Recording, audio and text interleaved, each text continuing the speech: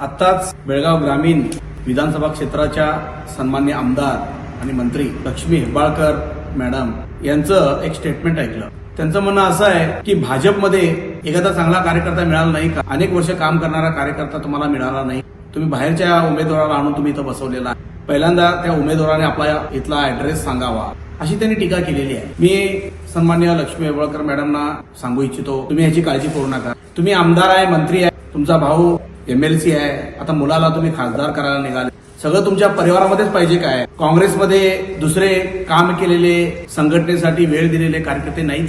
दुसऱ्याला तुम्ही उमेदवारी देऊ शकला असता, पण का दिला नाही? एवढंच सोडा, तुम्ही जर मनात आणला असता तर एखादा मराठा व्यक्तीला सुद्धा तुम्ही काँग्रेसची उमेदवारी लोकसभेसाठी देऊ शकला असता, का दिला नाही? सगळं तुमच्या घरामध्येच पाहिजे असं दिसतंय. आणि तुम्ही सुद्धा कुठल्या लोकल आहात? तुम्ही कॅनडा लोकसभा क्षेत्रामध्ये येता, तुम्ही इकडं आमदार झाल्यानंतर इकडे घर बांधला, तुम्ही बाहेरच्याच आहात, तुमचा उमेदवार तुमचा मुलगा सुद्धा बाहेरचाच आहे.